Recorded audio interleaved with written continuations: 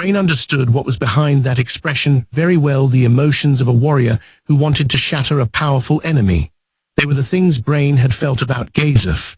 He had probably wanted to fight Brain, too, to relive that hair-raising battle once more.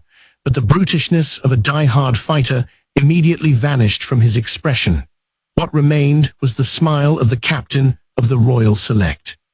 When Brain described the vampire's appearance, Gazef said, "HRM, never heard of her," and took a draught of wine. Brain also took a sip to wet his lips and told him about the fight, well, the massacre. But he didn't mention that he'd been employed by a mercenary band. He felt Gazef would be understanding and say, well, that's one way to live, but he just couldn't bring himself to tell this upstanding man the cruel things he had once done in the name of improving his fencing. Gazef listened in silence, without a trace of doubt in his eyes. Do you believe me? Well, the world's a big place. I wouldn't be surprised if such a monster exists somewhere out there. Historically, there were evil spirits and dragon lords after all. But a monster like that, I doubt I'd be able to beat her either. Yeah, I don't know how strong you are now, so I won't make any half-ass comments, but I'll still say that you wouldn't be able to win. That fiend lives in a world we can even set foot in. Even if we went at her together, the fight would probably last only about a second or two. Gazef jokingly grumbled nor moan, but Brain made an earnest appeal. Gazef, as the captain of the Royal Select, you need to protect the royal family. Even if you see that thing, don't you dare think about fighting it. Your life is too valuable to be squandered. I am grateful for the warning, but if that Sholtia monster aims for the king, I'll buy time for him if it's the last thing I do. Buying time isn't possible, even for Gazef. Not if that monster isn't playing around, but for some reason Brain still felt that Gazef would do it. He really would delay the vampire, even if only a tiny bit. Sholtia bloodfallen. He described her once more in detail, and Gazef nodded gravely. Okay, I got it. But just in case, tell me again once we race sober. I'll try to gather some intelligence. You can round up info all you like, but I don't think it'll make a difference. If a storm is coming, you need to prepare, right? I can just do nothing. And if we get advice from many different people, we might come up with a way to take her down. That would be great, but they're kind of distant acquaintances, but I know some adamantite rank adventurers. They might have some wisdom to share. So what are you planning on doing now, Brain? Brain frowned at the question. What should he do now? His eyes moved unconsciously to his trusty sword leaning against a chair. It was a lingering regret, nothing more than that. No matter how hard I work, I won't be able to surpass that monster. His greatest dream was already lost. It was clear his life was pointless. From now on, he would have to live with his feet firmly on the ground. It was just a childish fantasy. What should I do? Maybe I'll be a farmer. He was from an agricultural village originally. Though fairly fuzzy, the knowledge of how to work the fields still survived in a corner of his brain. The only other thing he could do was swing a sword. Brain had been very focused in life. Or well, I don't think that's a terrible idea, but you could also work with me and serve the kingdom, Gazef suggested. That didn't sound bad to Brain. Maybe he couldn't defeat Sholtia, but against humans, he was confident he would fall into the stronger category. Still, I am not sure I can handle working in a team, and I am not really one for all the bowing and brown-nosing. We don't really brown-nose so much. Sorry. I don't mean any offense. That's just the common stereotype of people serving in the palace. Your offer is not a bad one. To fight for someone else's sake. Oh, that reminds me. Gazef, I met a boy called Climb, not the boy with the hoarse voice. Brain nodded. Gazef made a sound of acknowledgement and then said, where do you meet him? He is assigned to the princess, so I was under the impression he was never very far from her. I saw him training in the street. Training in the street? I suppose he has no talent. I don't think he can get any stronger than he already is. About the only thing he can do is develop his muscles to cultivate what ability he does have. Was he doing a drill to that end? If not, I should probably give him a bit of guidance. Certainly when it comes to swordsmanship, he has no gift for it, but in another way, he surpasses me. Gazef made a you gotta be kidding me face. The gap between Brain S and Climb S strength certainly was vast. Their level of potential wasn't even comparable, but it all felt the same to Brain, who knew that none of it mattered in a confrontation with the truly strong. More importantly, Brain believed the mental strength to withstand the murderous aura of a man as powerful as Sebas was truly praiseworthy. I broke and fled. But if the one Climb protects is standing behind him, he'll stand his ground and fight. A man like that would probably be able to slice off the tip of that monster's pinky nail. Brain didn't reply to Gazef's puzzled look. Instead, he recounted what happened that day when they raided the brothel managed by the Eight Fingers. I see. So with Climb, if it'll cause trouble for you, you can hang me out to dry. If I step back and think about it, having someone who starts fights in the underworld as a guest in your home is probably problematic. No, not at all. On the contrary, you're more than welcome to. Those guys are a blight on the kingdom. I wish I could have led the charge. Do they really cause that much trouble for the country? Enough to make me sick. They control most of the realm's underworld. They use the dirty profits they earn there to strike deals with the nobles and throw their weight around in society. Even if we want to crush them, the nobles interfere. There's nothing we can do. The only way to deal a blow to their operations is to break into their cleverly hidden facilities. Then we must forcibly expose their crimes and make a ruckus like you did. Still, they have more influence than most lesser nobles. A botched operation would entail quite a counterattack. So you're stuck, huh? Yeah. That's why it would be great if we could take this opportunity to chip away at their power a bit, but it seems tricky. You can invoke the king's authority. The opposing aristocrats would get in the way. It's impossible. Those guys are in collusion with nobles in both factions, which makes it especially complicated. On that gloomy note, the men silently drank their wine and began their meal. 24 Late Fire Moon, September 7:14 a.m. The Blue Roses arrived at the castle first thing in the morning. Each carried a large bundle that landed on the floor with a clank. The bags contained their gear. It wouldn't have been appropriate to appear at the castle fully equipped. Free from their heavy burdens, they all stretched their shoulders.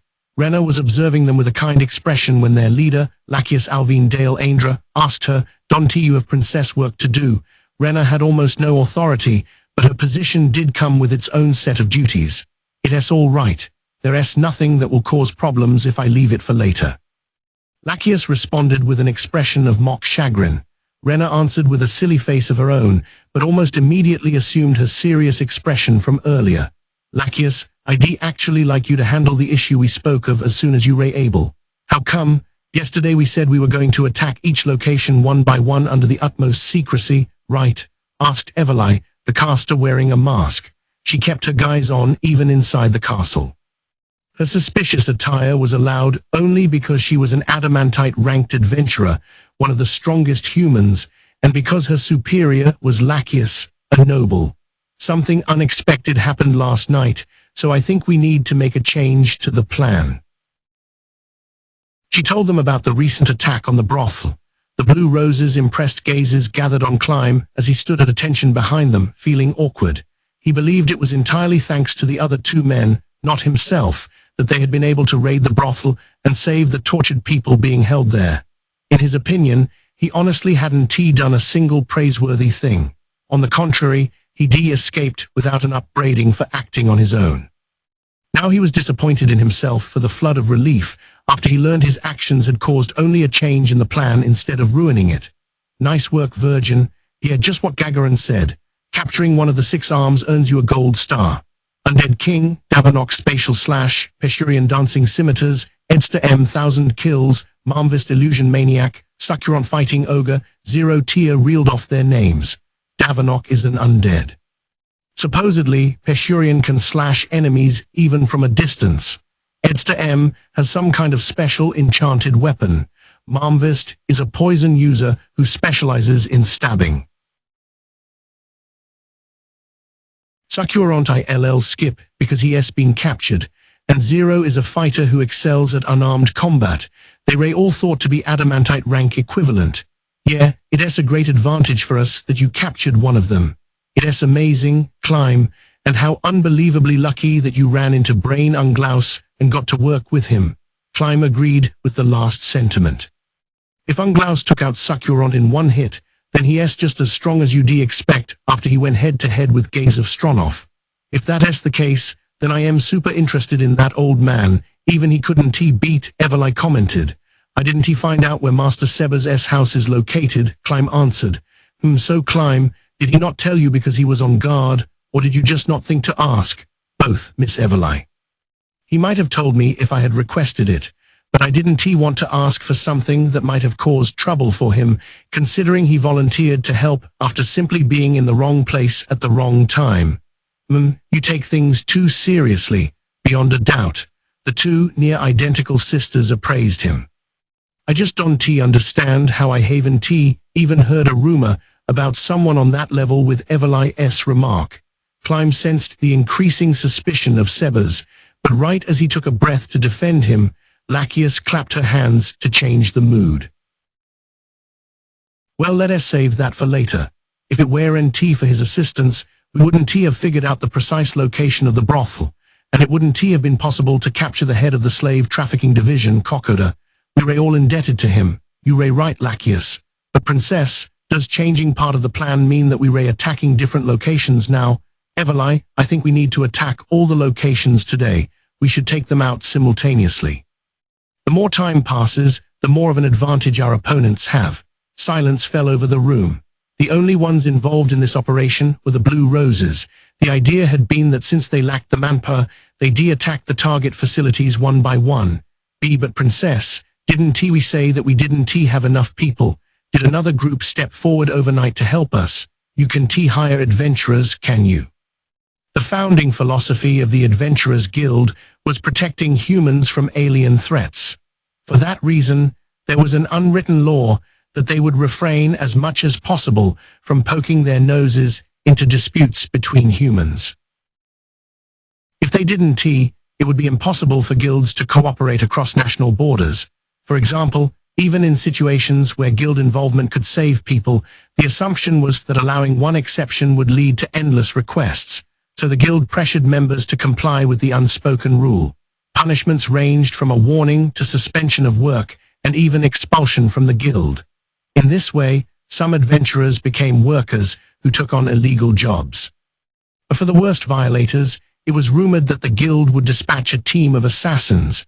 The Blue Roses were breaking those commandments by mounting resistance against the Eight Fingers, a human organization, but they were adamantite-rank adventurers, practically the guild's poster girls. There was no way their team would be disavowed, so they got what amounted to tacit consent. Still, their rank was the only reason for this privilege. Involving the guards, because you want to expand the strike force, is the height of folly. The enemy already have people in the guards. It is a bad idea to use them unless it is a last resort. That goes for soldiers the nobles brought from their domains too. Until we know which nobles are with the Eight Fingers, asking any of them for aid is a bad idea. I guess the only people we can trust are Gaze of Stronov and the soldiers the royals select directly under him. Then again, I wonder how far we can trust his men. You're absolutely right. In the end, it is really hard to take measures against these guys when we don't know how far their influence extends. But if we just go around investigating, the whole kingdom will become corrupt. It'll be like playing whack-a-mole with no idea who the moles are. Renner nodded at Lachesis' complaints. On top of the Empire's offensive maneuvers, they had to deal with internal conflict and the worsening corruption. And the princess was still trying to fight under those conditions. Climb thought he could see rays of glittering sunshine highlighting his master and smiled. He was surer than ever that only she could govern the kingdom and bring happiness to the people. His devotion to her grew. He clenched his fists in fury at everyone, mainly the nobles, who treated her as a decorative figurehead despite her virtues. They decided all she needed to do was look pretty, but his anger eased at the sound of her beautiful voice. He focused on the conversation once more. It is exactly as you say, so I am thinking of asking a trustworthy noble for help. You know of someone, Princess? Yes, Everly, I don't know many, but there is one we can trust. Really, Renner? Who is that? Lachesis asked. Not that I think you would overlook this, but even if we can trust the person, it won't do us much good unless they also pretty powerful, and we have no guarantee they've brought enough soldiers from their domain. I am pretty sure this one is acceptable in those respects. And I'll summon the captain of the Royal Select as well, that I understand. Yes, we can have faith in the captain of the Royal Select, or if he is with the 8 fingers we don't stand a chance. Okay, Climb, please summon Marquis Reven. He attended a recent meeting, so he should still be in the city. The Marquis, I did see him with one of the princes, but Marquis Reven did fit the bill, except for the question of whether they could trust him. He was one of the 6 great nobles. He had more capital than most. The only problem was there was no proof he wasn't under the influence of the 8 fingers. There was a possibility his affluence was due to taking money from the syndicate, but Climb immediately rejected such ideas. Renner, his most wise master whom he respected, had vouched for the man. In that case, he had to be trustworthy. But unlike Climb, the faces of the blue roses fell. Whoa, whoa, princess, can you really trust the Marquis? I hear he can choose a side. He is like a bat that constantly flits back and forth between the King's faction and the nobles' faction. If he is only loyal to profits, he'd take money from the 8 fingers. I don't want to think what would happen if intelligence leaked that way, princess. The negative opinions kept coming when a clap suddenly sounded. It was Lachius. Everyone hold on. Hey Renner, I haven't heard many good things about the Marquis. Can we really trust him? I can say for sure, and I think he is receiving something from the 8 fingers. Huh. Everyone was surprised, their faces clearly indicating confusion. But one person had an idea. Are you going to leak false intelligence to manipulate him? Like there will be an assassination. Tell him an elderly hitman is after someone, and then their security will focus on the threat. Renner shook her head at the former assassins. No, Tia, that's not it. There must be some people who get money from them who have no intention of cooperating with them, right? Of course, if his maneuvers are more intricate than I thought, we'll fail, but Climb, summon Marquis Reven. If you tell him you took out the 8 fingers brothel and captured the head of the slave trafficking division, he should meet with us. Climb's eyes shifted to the window to see how light it was outside. The morning sun was blinding, so it was a bit too early to summon him. Still, he didn't expect they'd be able to see a great noble immediately. Perhaps it was a good time to make an appointment. Should we really mention the head of the slave trafficking division? He asked. I think it would be better to keep it a secret. Renner wanted to play that card to leverage a meeting, but even if Reven was a great noble, he wouldn't turn down a summons from the princess. Climb figured it would be better to save that information for later. Renner shook her head and vetoed his idea. If we want him on our side, we have to show our hand. That's the most effective way to indicate that we trust him. I see. Climb nodded and respectfully bowed his head. Understood. Then I'll be on my way to call on the Marquis. Thanks, Climb. Okay, I am sure that will take a while, so how about some tea in the meantime? Late Fire Moon, September 937, and the Blue Roses expected Marquis Reven to take quite a while to arrive. They assumed the earliest they could meet him would be about midday. As a great noble, he would have various plans for his morning, such as meetings with other nobles. If the king summoned him, it would be different. But this was Renner, who essentially held no authority of her own. She would be low priority for him. That was why when Climb returned so quickly, they thought he had been flatly dismissed. Instead, no one could hide their surprise when 2 men entered the room behind him. One of them was, of course, Marquis Reven. His appearance was impeccable. He wore a doublet made from the fur of some exotic beast, probably a monster. It was sewn with golden thread. The jacket's front buttons and lapel ornamentation were quite elaborate. The buttons glittered, and they must have been set with tiny jewels. A thin standing collar concealed his neck. These clothes were fit for an audience with the king, and given how well he wore them, he certainly looked the part of one of the 6 great nobles. The following visitor was rather plump. Renner looked at him and exclaimed, "Brother, hello my young half-sister, you seem to be in good spirits. And I see the daughter of House Alvine is here, so these must be the Blue Roses if I am not mistaken. Amazing, I never thought I would meet adamantite adventurers in a place like this." The man who had entered without knocking and started chattering away was the second prince, Zanak Vol Onagana Ryle Vaself. When Lachius bowed to show proper respect for the royal, he responded with a benevolent wave of his hand. It seemed like an interesting conversation, so I decided to come along. "You summon me, your royal highness." "Yes, thank you for coming, Marquis Reven." Please lift your head, Rena answered. She was standing now that the prince higher in the succession than her had entered the room. When the Marquis looked up, a faint smile was painted on his face. It was a sly expression, eerie to anyone who saw it. At the same time, they all somehow agreed that this was the only sort of smile that suited him, so no one ever found it off-putting. Can we have everyone except for us go into the next room? Very well, brother. Lacheus, Climb, please go next door. Got it, Lacheus replied concisely, and had her companions take their bags. They were probably planning to begin preparations in the next room so as not to waste time. After watching the 6 of them 5 blue roses plus Climb bow and disappear into the next room, Rena invited the 2 men to the table. Have a seat. Yes, your royal highness. Got it, little sister. One plopped into his chair, and the other gracefully sat without a sound.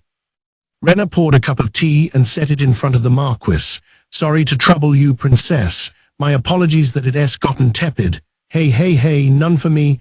Zanak scowled at the other 2 and their cups full of tea. Oh.